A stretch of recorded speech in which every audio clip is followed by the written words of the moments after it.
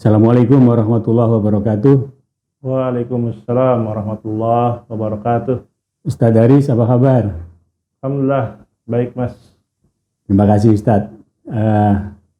Hari ini terjadi lagi pemboman di depan Katedral Makassar dan kembali menelan korban jiwa. Sebagai mantan narapidana teroris atau napiter, Ustadz Haris ini sudah malang melintang dan tahu betul dunia soal kekerasan ini. Apa ini komentar Ustadz pertama terhadap kasus pemboman yang sudah lama tidak terjadi tiba-tiba muncul lagi ini? Iya, yang pertama saya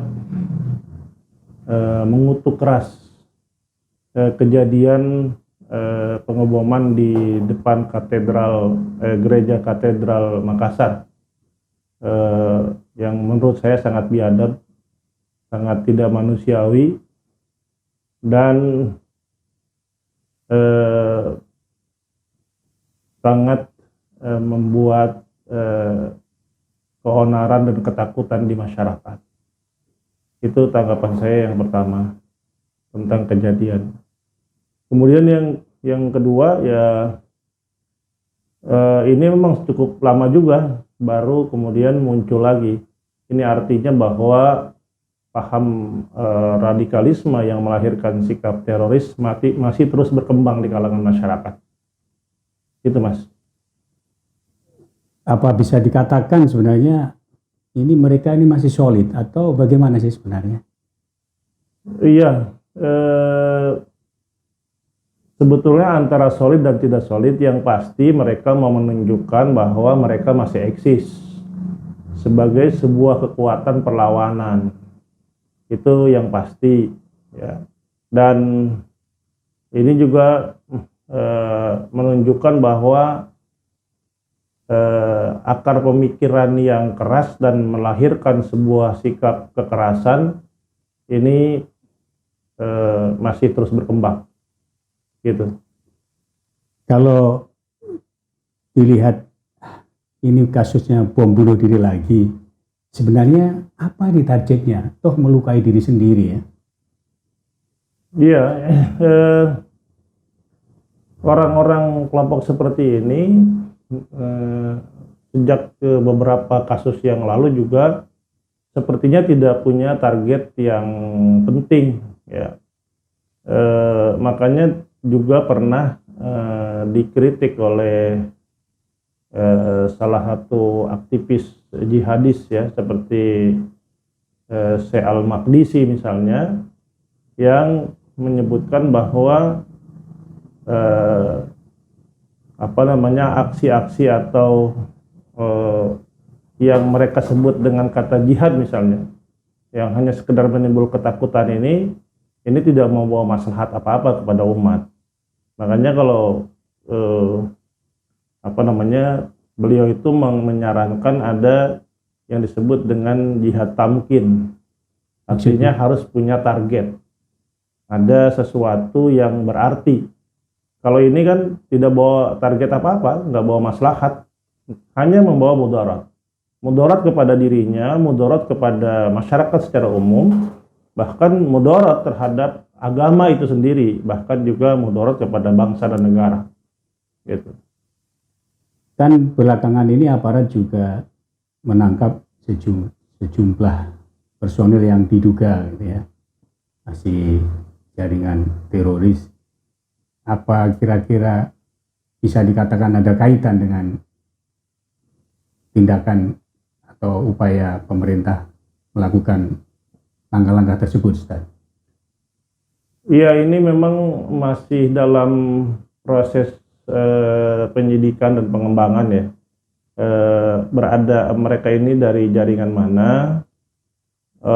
Bahkan kalau saya lebih cenderung mengatakan ini jangan dikaitkan dulu dengan agama, atau juga memang tidak boleh dikaitkan dengan agama, karena memang tidak ada satu agama pun yang membolehkan atau mentolerir tentang sikap-sikap seperti ini.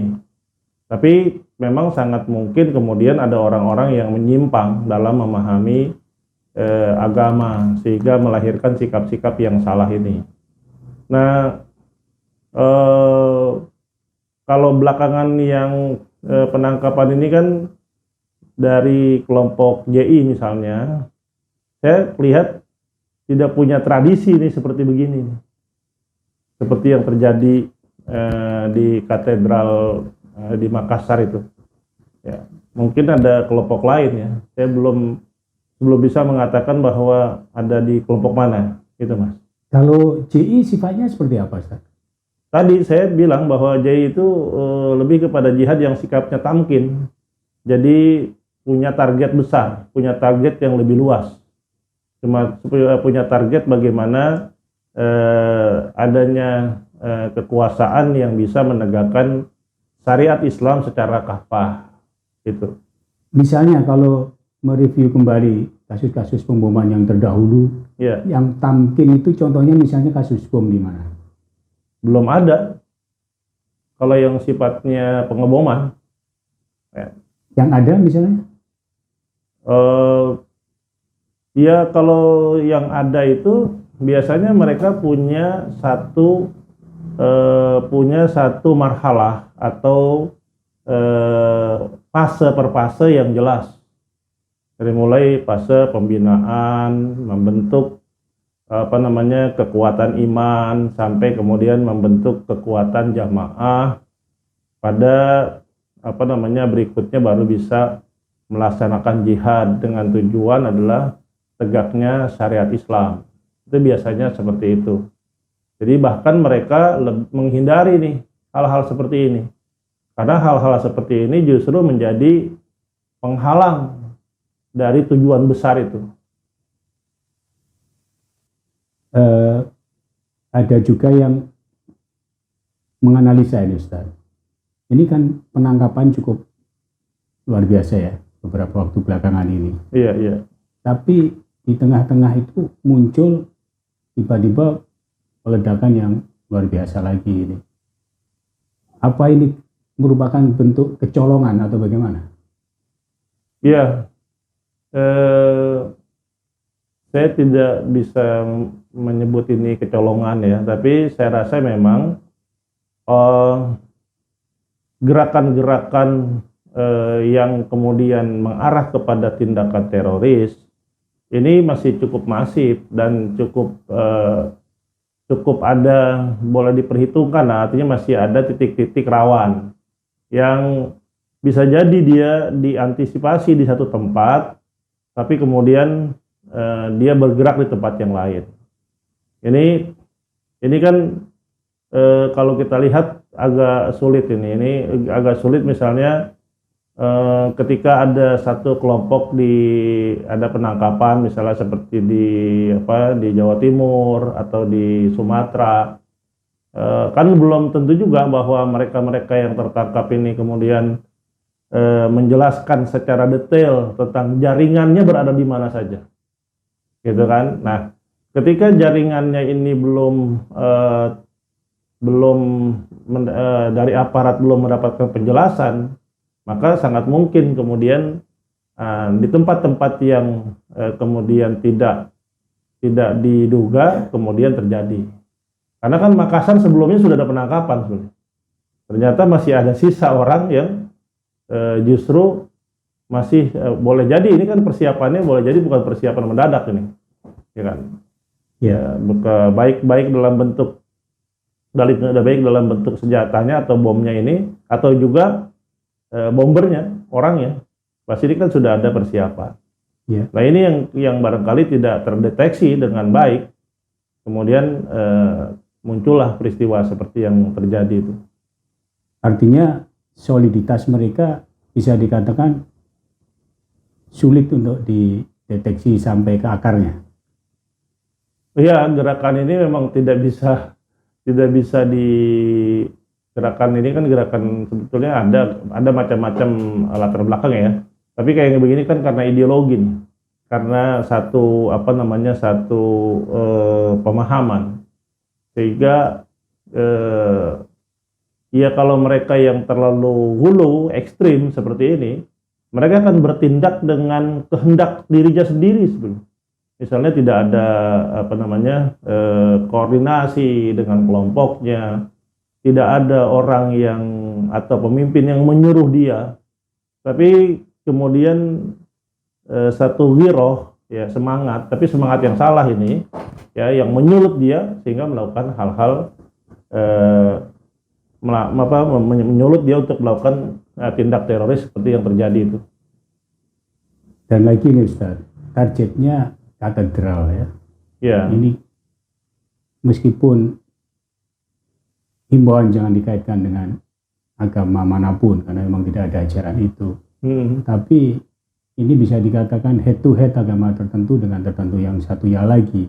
Iya. Bagaimana nih pemerintah harus bersikap untuk menjaga keutuhan kehidupan di negara kita? Ya, kalau kita lihat ajaran agama secara murni keseluruhan, pasti tidak ada yang berhadap-hadapan satu agama dengan agama yang lain. Tapi ini kan oknum yang punya pemahaman yang salah. Ya katakanlah dia menganut agama tertentu ya. Kita belum bisa sebutkan agama apa. Agama tertentu di Indonesia ini. Kemudian dia melakukan tindakan seperti ini. Ini kan walaupun dia punya identitas misalnya agamanya A gitu. Tapi agamanya tidak menyuruh dia begitu. Jadi ini adalah sikap-sikap yang salah. Saya rasa memang membangun bagaimana antar umat beragama itu saling toleran, ini harus lebih ditingkatkan. Kemudian juga tidak boleh ada pernyataan-pernyataan atau tindakan-tindakan yang melukai salah satu agama sehingga ada pemeluknya yang berjalan atau nyelonong seperti itu, Mas. Gitu. Ini kalau lihat penjelasan Ustadz memang tidak mudah ya untuk mengeliminasi pemahaman seperti itu. Perlu ada upaya serius, perlu ada satu terobosan yang jitu. Apa ini yang mestinya dilakukan oleh misalnya ini Densus atau BNPT? Iya. Iya, Densus 88 atau juga BNPT ini kan seperti Densus lah ya. Itu kan tindakannya bukan sekedar bagaimana melakukan penangkapan atau penindakan kan. Tapi sebetulnya juga ada kerja mereka bagian deradikalisasi. Bahkan ada direktoratnya gitu. Ya, kenal ada satu direkturnya di bidang pencegahan. Di pencegahan pencegahan pemahaman ekstrim radikalisme dan tindak teroris gitu. Nah ini mungkin salah satunya memang kendala barangkali ya, karena kelompok-kelompok seperti ini kan orang yang sudah menutup diri, tidak mau menerima atau berinteraksi dengan yang lain, apalagi interaksi dengan aparat gitu. Jadi pasti mereka paling alergi sekali nih. Kalau andai kata pintu ini bisa dibuka dan kemudian terjadi komunikasi atau dialog antara aparat dengan pelaku-pelaku atau orang-orang yang punya paham keras yang akhirnya menimbulkan sikap teroris, itu mungkin bisa diminimalkan. Jadi walaupun misalnya tidak bisa hilang sama sekali, tapi bisa diminimalkan. Ya seperti contoh kan, ini sudah lama nih kan tidak terjadi, kemudian muncul lagi yang sangat mengagetkan kita itu. Kalau berdasarkan pengalaman empiris Ustadz ini, kalau tadi bilang misalnya ekstrim ya, ini kan juga ekstrim. Sementara Ustadz sebagai mantan napiter ya, kiat apa ini bisa mencapai tujuan ideal? Contoh konkret aja misalnya pengalaman Ustadz setelah menjalani masa penahanan gitu ya, sehingga pemikiran seperti itu bisa dikatakan berubah atau apa istilahnya saya tidak mengerti. Mungkin Ustadz bisa mengelaborasi. Ini bagaimana ini kondisi yang sangat pelik yang berkaitan dengan pemahamannya? Iya, saya rasa pendekatan kemanusiaan artinya bekerja dengan hati, pendekatan ke hati itu sangat efektif. Bahkan bisa meluluhkan kekerasan-kekerasan yang terjadi pada paham-paham yang berada pada seseorang. Memang tadi persoalannya adalah membuka komunikasi, ya, sehingga orang ini mau mendengar atau menerima, ya, mau berdialog. Itu kuncinya di situ. Ya, jadi pendekatannya betul-betul memang bukan pendekatan kekerasan, dan ini saya lihat sudah dilakukan oleh terutama oleh Densus 88, ya. Jadi tidak lagi menggunakan kekerasan, sangat humanis sekali, tapi memang ya lagi-lagi belum menyentuh secara keseluruhan. Itulah yang ini kan yang tersendat ini kan, sehingga mereka tidak bukan tersendatnya sebetulnya, tapi ini paham yang saya belum mengalami itu, ya, doktrin-doktrin di mana aparat itu adalah togut gitu kan, yang tidak boleh kita berhubungan. Itu adalah kalau ada hubungan, bukan hubungan lagi, hubungan namanya hubungan permusuhan, ya, jadi harus dijauhi, tidak boleh didengar, dan tidak boleh dipercaya sama sekali. Gitu. Itu yang jadi masalah, Mas. Gitu. Mungkin pihak lain juga tidak bisa serta-merta memaksakan gitu ya. Artinya begini, boleh jadi mereka punya pemahaman, yang pemahaman itu diyakini kebenarannya. Sementara di sisi yang lain, kekecewaan mereka terhadap kondisi yang terjadi, mungkin dalam kehidupan sehari-hari belakangan ini yang publik juga merasakan misalnya, itu sehingga memunculkan sikap-sikap yang demikian. Gimana ini? Kan banyak penyebab orang menjadi radikal, ya, menjadi ekstrim. Gitu kan. Pertama, kalau dari sisi penyimpangan agama pasti dari pemahaman yang ekstrim, pemahaman yang tidak dipahami oleh Islam secara luas, ya, yang mainstream itu tidak dipahami oleh kelompok-kelompok seperti ini. Bahkan tokoh-tokoh agama yang ada itu biasanya juga mereka tidak mau dengar. Karena apa? Karena pemahamannya dianggap tidak sama dengan mereka. Gitu. Jadi itu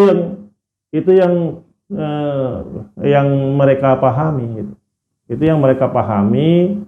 Jadi terus mereka pertahankan. Kemudian biasanya juga mereka selalu memanfaatkan momen. Karena di dalam gerakan-gerakan seperti ini kan selalu dua yang dia tunggu tuh. Pertama adalah ketika dia punya kemampuan, dia akan bikin momentum, membuat momentum. Tapi kalau dia tidak punya kemampuan, dia menunggu momentum yang ada. Jadi momentum yang ada misalnya perpolitikan, kemudian ketidakadilan, ya, ketimpangan dalam ekonomi, itu juga yang dijadikan satu landasan, menjadikan satu isu di kalangan mereka, sehingga mereka melakukan hal-hal seperti ini. Ini kalau kita lihat sentimen agama, kita belum dengar di tempat lain. Biasanya kan ada negara lain gitu ya, yang misalnya agama tertentu membantai agama ini, maka terjadi balas dendam di tempat yang lain. Tapi ini di hampir beberapa tempat di negara-negara yang kita lihat tidak ada nih, belum ada isu-isu itu. Ya, ini kalau saya melihat lebih kepada isu lokal sebenarnya. Isu lokal di mana mereka kalau saya sih lebih melihat bahwa mereka betul-betul sudah terdesak, sehingga mereka melakukanlah apa-apa yang sifatnya kenekatan itu, nekat. Terdesak bagaimana kira-kira? Iya, kan sudah banyak terjadi penangkapan besar-besaran. Kemudian penanggulangan kelompok radikal, kelompok teroris ini kan terakhir kita lihat kan cukup sangat berhasil, ya. Cukup sangat berhasil, dan ini juga membuat mereka merasa langkahnya sudah sangat sempit, ya, sehingga mereka melakukan hal-hal yang seperti sekarang ini, ya, nekat gitu. Tentu kenekatan kan tidak sekedar menekat melakukan tindakan pengeboman seperti itu, dibutuhkan juga dukungan material, ya. Sebenarnya bagaimana mereka mengkonsolidasikan untuk penghimpunan dana sekecil apapun ya Ustadz? Mereka kan juga perlu Iya, upaya itu. iya. Dia ini kan apa? eh, Kalau mereka merupakan jaringan ya, bukan berdiri sendiri, itu kan selalu saja ada dana-dana yang didapatkan untuk melakukan aksi-aksi.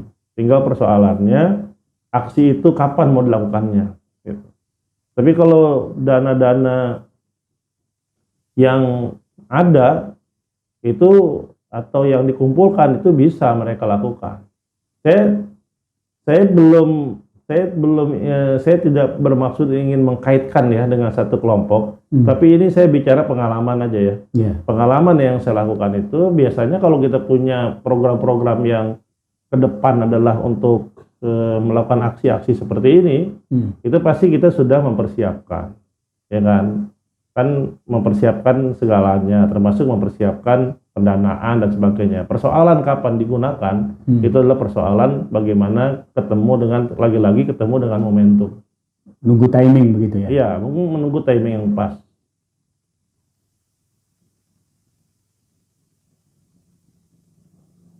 Kira-kira sudah bisa diprediksi nggak Ustaz? Ini jaringan mana? Kalau tadi disebut tidak ada kaitan dengan JI, mungkin bisa dielaborasi sedikit. Kalau tadi misalnya disebut di awal tadi kaitan dengan ISIS gitu. Kira-kira gambarannya seperti apa? Ya, saya pikir terlalu dini lah menyebut langsung kelompoknya adalah ini gitu. Ya. Cuma perkiraan saya kalaulah terkait dengan kelompok-kelompok radikal, ya kelompok ekstrim, itu tidak jauh dari orang-orang yang berpaham dan berafiliasi ke ISIS gitu. Ya, tinggal di Indonesia itu kan hanya beberapa aja. Kira-kira ada target lain apa selain yang mereka inginkan kalau dikaitkan dengan perkembangan politik belakangan ini? Iya. Nggak ada target yang strategis kalian. Tidak ada target yang strategis yang mereka lakukan, kecuali kayak semacam memberikan pesan aja gitu. Pesan bahwa masih ada, kemudian diambillah sasaran yang menurut mereka ini sudah sasaran yang sudah boleh gitu. Ya kan? Artinya berbeda agama gitu kan ya. Kalau yang melakukan agama di luar agama ini, di luar dari yang dianut oleh kaum Nasrani gitu kan, itu saya lihat begitu. Jadi nggak ada yang target-target strategis itu. Pertama, mereka juga hancur sendiri, gitu kan. Walaupun korban satu atau dua orang, kita nggak boleh bilang sedikit ya. Apalagi ini sudah mencapai lebih dari 10 ya kan korbannya. Satu atau dua orang, satu nyawa itu yang tidak boleh kita tumpahkan, itu kan sama dengan membunuh seluruh umat manusia yang ada di muka bumi ini.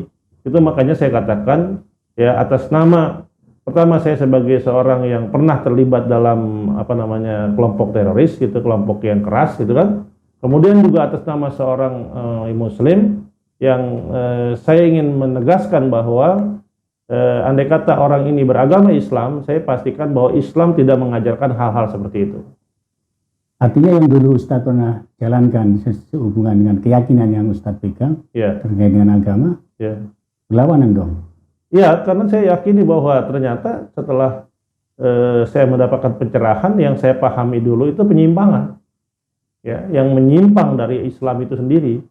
Ya, Islam tidak mengajarkan hal-hal seperti itu, tapi kemudian saya punya pemahaman dari mendapatkan doktrin atau pembinaan yang sudah sejak awal sanadnya itu sudah menyimpang dari pemahaman Islam yang murni, yang baik, yang rahmatan lil alamin, yang tasamuh itu yang saya rasakan waktu itu.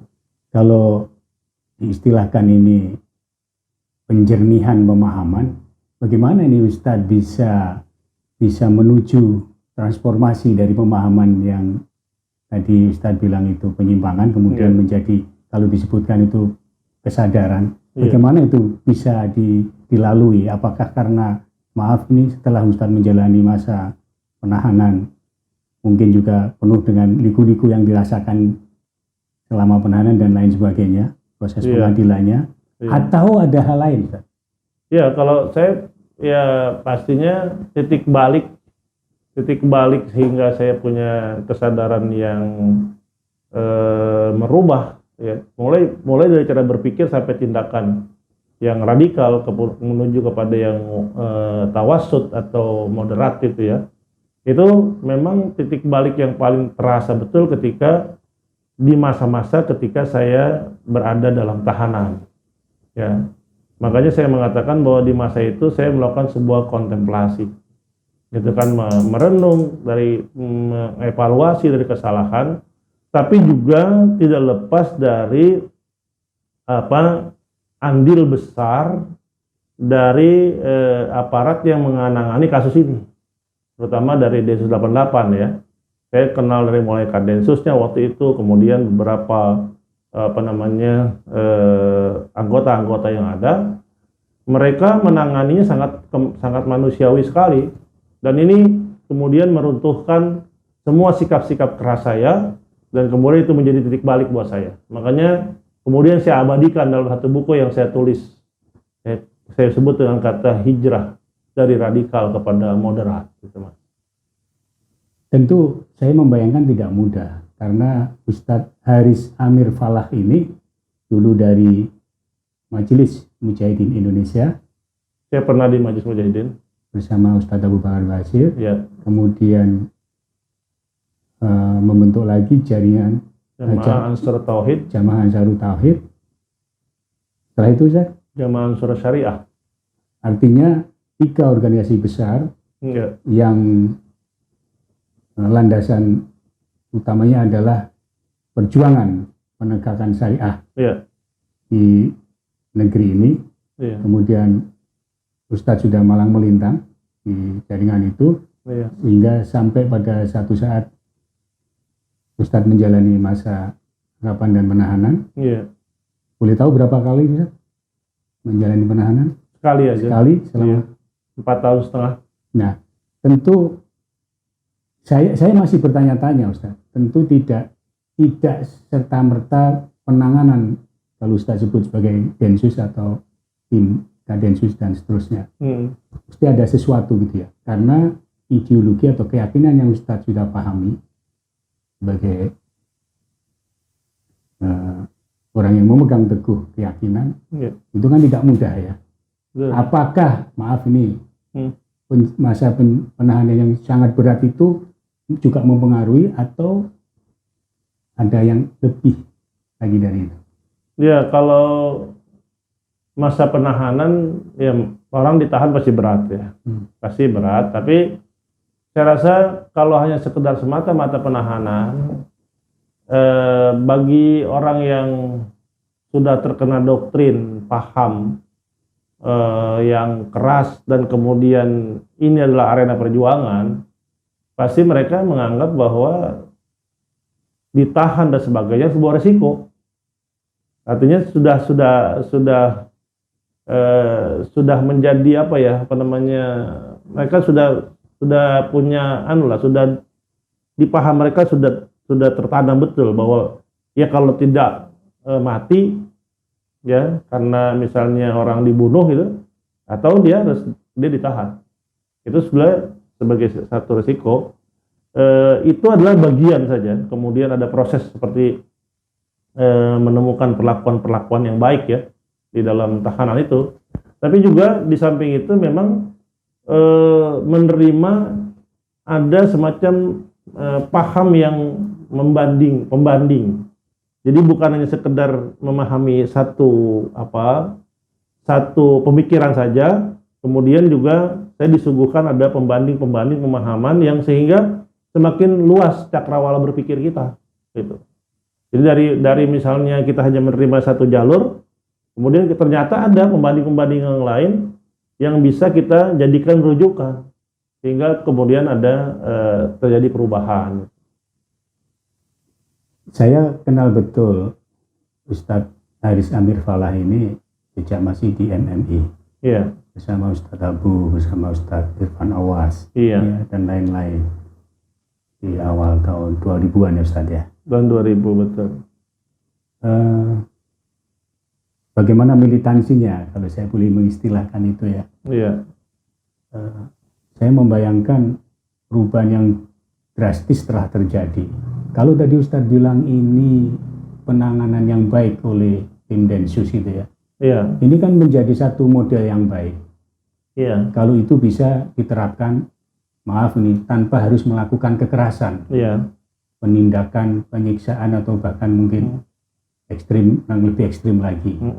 Kalau itu memang bisa dilakukan, Ustadz mengalami sendiri. Apa nih sebaiknya yang bisa dilakukan oleh Densus ke depan merujuk pada model yang sudah pernah kita alami? iya. Kalau saya rasa lebih disempurnakan bagaimana pendekatan-pendekatan yang bersifat kemanusiaan. Ya kayak seperti Kadensus 88 yang sekarang, ya Irjen Pol Martinus Hukum SIK MSI itu kan beliau selalu mengatakan saya bekerja dengan hati. Kalau ini menjadi menjadi paham seluruh anggota yang ada dan kemudian lebih disempurnakan, dikembangkan, saya rasa keberhasilan membuat orang yang tadinya radikal menjadi moderat itu akan lebih banyak lagi, dan akan lebih efektif lagi. Walaupun kemudian juga kita juga harus memahami kalau nggak menghadapi para kombatan ya nggak bisa seperti itu, ya kan? Kalau sudah misalnya yang berbicara senjata kan tidak mungkin juga didekati dengan hal-hal yang hanya sekedar dengan mulut. Pasti tidak mau akan terjadi satu hal yang setimpal gitu. Tapi di luar itu, di luar dari misalnya sudah mengangkat senjata, hampir semua orang yang sekeras apapun, ini pengalaman-pengalaman yang ada, sekeras apapun mereka tuh runtuh. Ya, tadi saya katakan begitu dengan pendekatan itu. Jadi lebih dikembangkan dan lebih disempurnakan. Kalau bisa menjadi model gitu. Menjadi model bukan kepada oknum-oknum tertentu dari Densus 88, tapi menjadi model dari lembaga Densus 88 itu sendiri, Mas. Saya setuju sekali kalau itu bisa dilakukan dengan baik, Ustadz, karena yang dulu pernah terjadi, penilaian publik dan sudah banyak dipublikasikan di media massa mainstream ya, nasional dan daerah, bahwa ketika itu banyak dilakukan salah tangkap, kemudian perlakuan yang tidak seharusnya dilakukan, dan seterusnya. Nah, yang ke depan, meskipun kita tidak setuju dengan cara-cara mereka melakukan pemboman, perusakan dan seterusnya, tetapi bagaimana model itu bisa lebih ditingkatkan? Iya, harus menjadi, kalau tadi menjadi model, harus menjadi saya nggak kurang ngerti nih istilahnya nih. Bisa nggak menjadi sebuah ketetapan bahwa penanganan kasus-kasus pemahaman yang ekstrim sampai kepada tindak teroris itu lebih mengedepankan hal-hal yang bersifat kemanusiaan. Artinya begini, kenapa saya katakan tidak melalui jalan kekerasan? Karena jalan kekerasan itu akhirnya hanya menimbulkan satu dendam baru. Dan kalau sudah timbul dendam, ini kan akan berkelanjutan. Artinya ada permusuhan yang diwariskan. Padahal kalau kita ingin memotong, gitu kan, paham dan sekaligus tindakan teroris itu ya memang benar-benar dimulai dari ya sikap-sikap yang sangat manusiawi yang pernah dialami. Saya rasa bukan dialami oleh 1-2 orang mantan teroris ya, tapi dialami oleh banyak orang, ratusan bahkan orang-orang yang bersikap keras. Ketika penanganannya jauh lebih humanis, itu mereka betul-betul kembali dan menjadi orang-orang yang hidup yang saya boleh bilang normal dalam tanda kutip, seperti manusia yang lain. Iya, diradikalisasi. itu artinya membuat orang istilahnya tidak menjadi radikal lagi. Ya. Tetapi menurut saya yang tidak mudah adalah mengembalikan yang seutuhnya seperti yang pernah Ustadz alami itu. Tentu kalau itu dijadikan model atau mungkin blueprint, saya kira juga harus melibatkan banyak stakeholder ya. Tidak sesederhana itu. Menurut saya ini yang juga harus dipikirkan Ustadz, sehingga bangsa ini tidak tercabik-cabik oleh isu-isu yang demikian dan negara tidak terkuras energinya, dananya untuk menjalankan program yang demikian. Gimana ini kiatnya, Ustaz? Ya, pertama pasti ada penyadaran, ya. Penyadaran dimulai dari misalnya memang sikap yang manusiawi dari aparat yang selama ini dianggap sangat kejam gitu, ya kan? Kemudian kok kita lihat penanganannya sangat manusiawi, itu adalah bentuk penyadaran. Tapi berikutnya adalah memang ada pembinaan yang kontinu.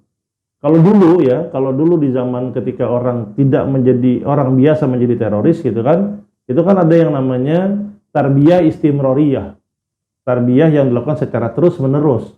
Nah, membalikannya juga dari radikal menjadi moderat, itu harus ada yang namanya tarbiyah istimroriyah, yang pendidikan yang terus menerus. Kan kontennya aja yang berbeda, tapi modelnya kan sama. Kontennya kalau di sini konten keras, ya kan? Di sini kontennya konten yang wasatiyah, yang pertengahan.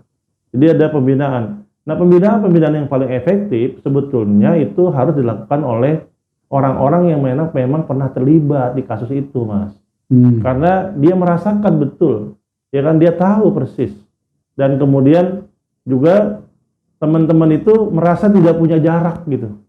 Karena itu jadi kalau kita mengatakan harus menyertakan stakeholder misalnya kan, itu harusnya lebih banyak menggunakan para manta.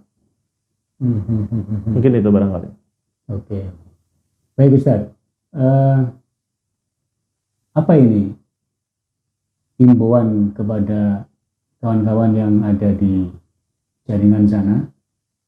Ya. Sehingga ini tidak timbul fitnah yang kembali terulang. Ya. Sudah lama isu terorisme pemboman di Republik ini mungkin sudah dua dasar warsa lebih. Ya.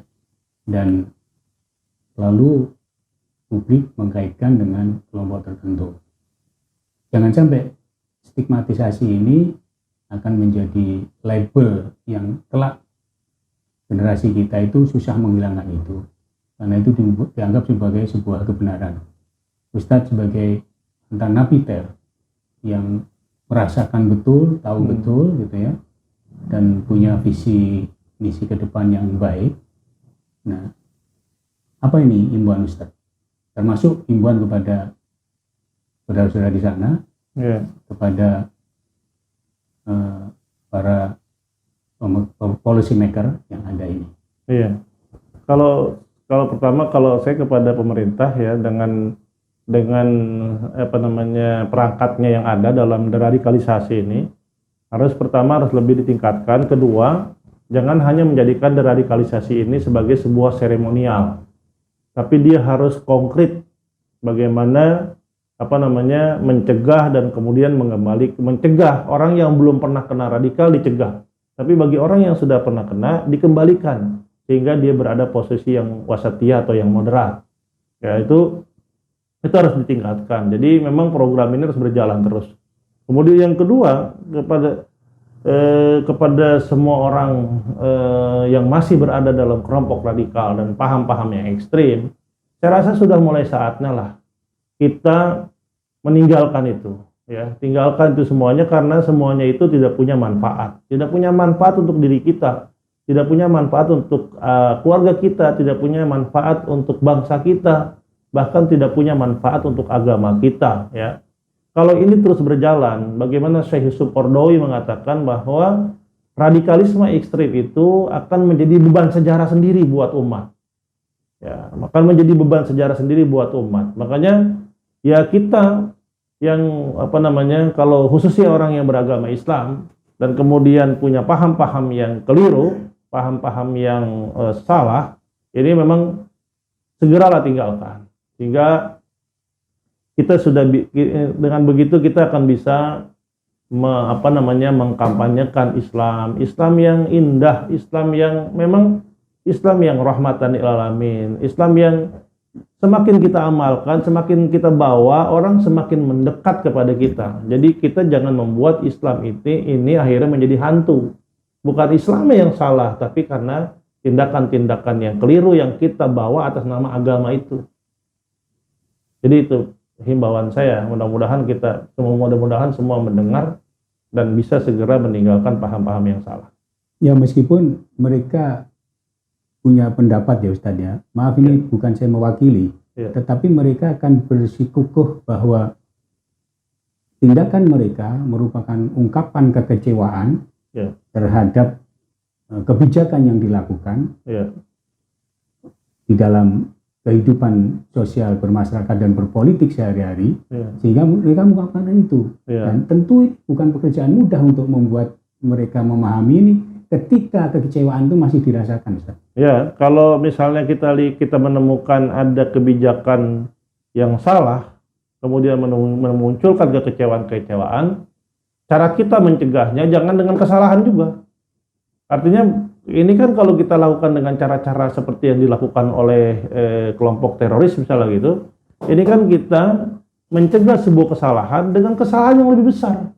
Bahkan kesalahan yang lebih membawa mudarat kepada umat manusia.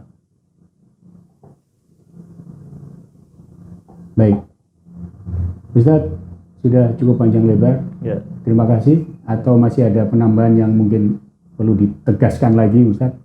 Saya cukup. Baik, terima kasih banyak atas waktunya Ustadz Haris Amir Falah.